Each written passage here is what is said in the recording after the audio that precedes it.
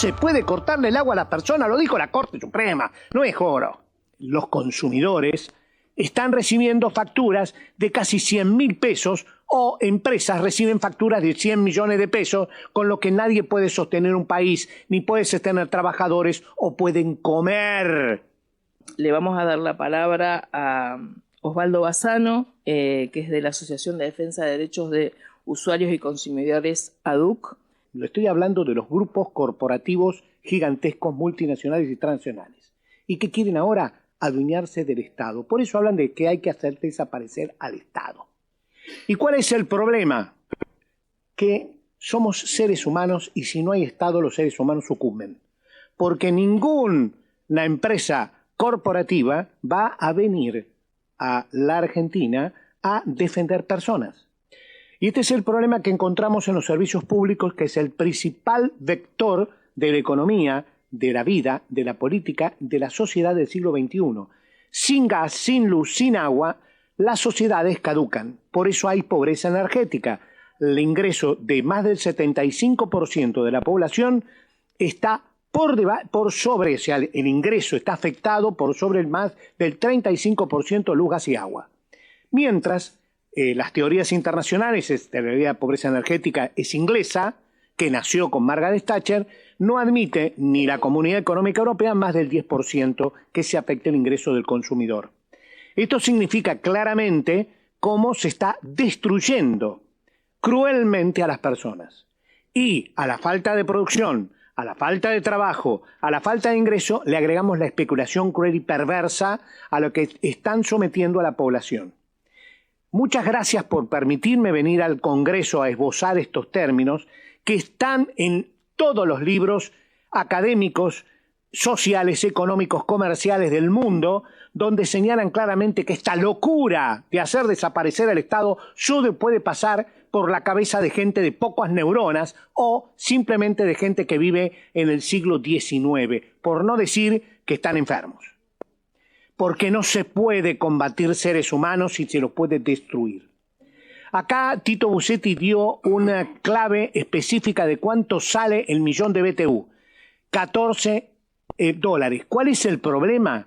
Que el 60, casi el 60-62% de la producción de gas y de energía eléctrica está por gas.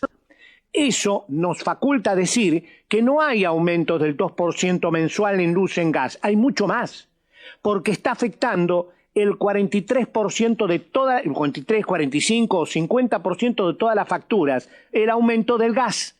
Y eso significa que hoy haya zonas donde los usuarios, los consumidores, están recibiendo facturas de casi 100.000 pesos o empresas reciben facturas de 100 millones de pesos, con lo que nadie puede sostener un país, ni puede sostener trabajadores o pueden comer.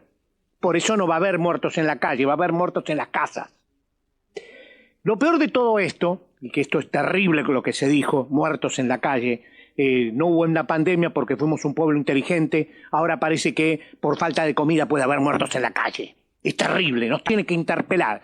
El Papa Francisco habló de síndrome en 1933. Cómo se fue degradando la sociedad cuando no tomábamos en cuenta a la sociedad, a las personas. Y la sociedad comenzó lentamente a destruirse hasta llegar a la sanguinaria situación hasta el año 1945, donde murieron cientos de millones de personas. Hoy cambien judíos por negros, cambien judíos por empleados, trabajadores, miserables, discapacitados y jubilados, y les va a dar lo mismo. Entonces tenemos facturas que están por sobre la línea de pobreza, 35% por sobre el ingreso de ese 75% de consumidores. No les gusta 75, ponga 70, pero es casi todo el país que no puede pagar la luz y el gas y tiene que prohibirse de consumir. Pero por todavía encima nos agregan el 493/25, decreto inconstitucional si los hay. Está en contra de la Constitución de arriba abajo. Principalmente porque está violando el artículo 42 y el 75, inciso 22 en los pactos internacionales económicos, sociales y políticos que son letra de nuestra Constitución, obligación de los funcionarios. Por lo tanto, Admitir esto significa pura y exclusivamente falta de los deberes de funcionarios públicos porque están cumpliendo la ley. Están violentando, aparte de no cumplir la ley, están violentando derechos humanos fundamentales, la existencia de la vida. Lo que acá el doctor Boada acaba de señalar es otra de las barbaridades. Y les voy a contar, y con esto voy a tratar de ser breve, qué pasó con Aguas Argentinas. Porque a Aguas Argentinas no la expulsaron porque tenía nitritos y nitratos. ADUC hizo varias acciones judiciales. Acá está el vicepresidente de la asociación que desde aquellas épocas iniciamos denuncias penales. Recibimos a la esposa del vicepresidente Mitterrand, donde no se podía aguantar andar por la calle. ¿Por qué? Porque se había llenado la palangana. Por eso nos atábamos en la casa de gobierno porque se había llenado la palangana. Grandes cantidad de personas y mujeres se ataron en la casa de gobierno para que el gobierno interviniera en una empresa que estaba destruyendo la salud de la población. Y voy a explicar brevemente qué es eso de llenar la palangana. Nosotros estamos arriba de agua.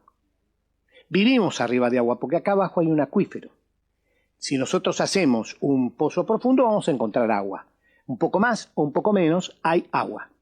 A raíz de ello, y con este cierre de los pozos y no utilización del agua en forma coherente como correspondía, se procedió a traer agua del Río de la Plata, que era un negocio de las empresas.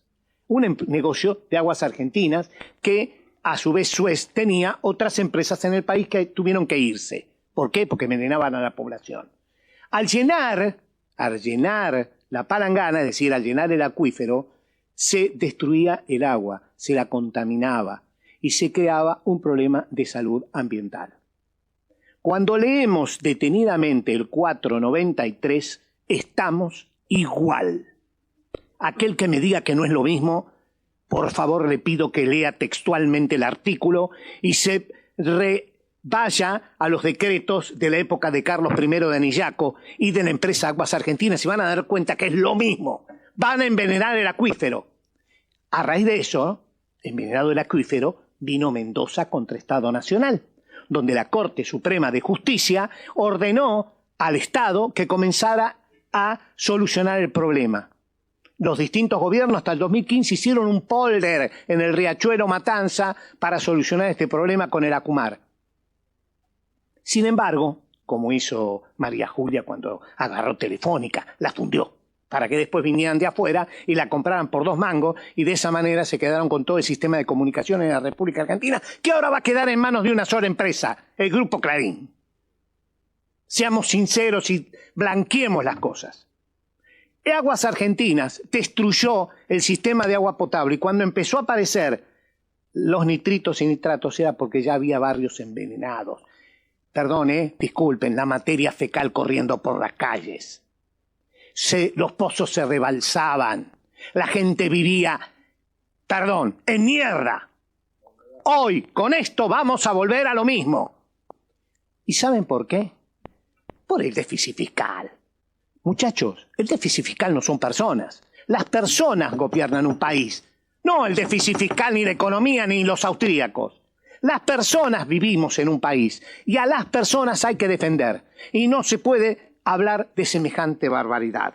Negocios, un acuífero envenenado, una norma que es inconstitucional de pe a pa. Y todavía encima, cortar el agua y los servicios públicos. Me entusiasmo y la historia me puede. Cortar el agua. Ustedes saben lo que significa violentar el artículo 75, inciso 22, derechos humanos. No se puede cortarle el agua a la persona, lo dijo la Corte Suprema, no es joro. También, cortar el servicio sanitario de cloacas significa que el Estado no puede mantener la salubridad pública.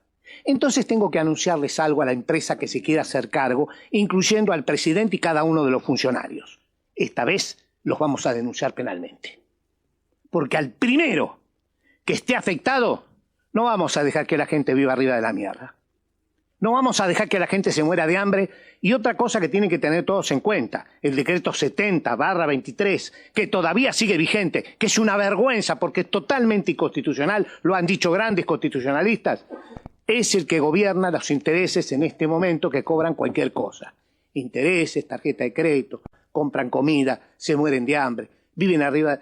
¿A ustedes les parece que podemos someter a semejante desgracia a la población?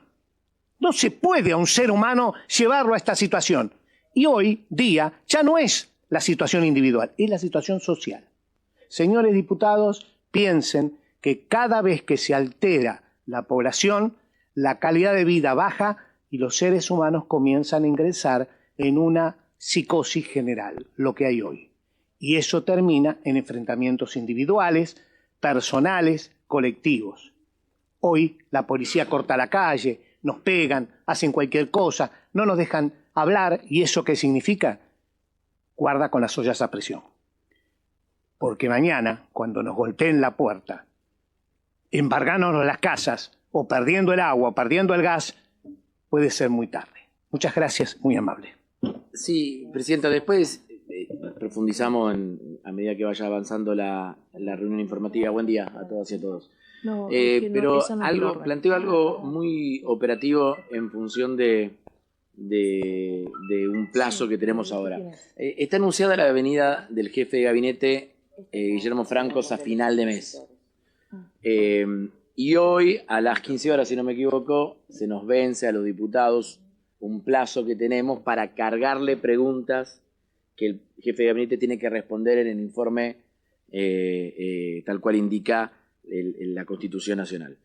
Si en el desarrollo de la sesión, de esta reunión de trabajo, hay cuestiones específicas que tienen que ver no solamente con el 493, sino con otros aspectos, Daniel no está, pero lo que venían planteando, que puedan transformarse en preguntas al jefe de gabinete para Camesa o para alguno de los organismos vinculados a este, mientras que nos escuchamos, que alguien de sus equipos nos ayuden y nosotros nos podemos comprometer a ingresar esos pedidos de informe y esas preguntas hoy antes de las 15 horas, me animo a hablar por las compañeras y por los compañeros, digamos, ¿no? Cualquiera de nosotros puede ingresar esas preguntas para que el jefe de gabinete esté obligado a responderlas cuando venga al recinto. Nada más.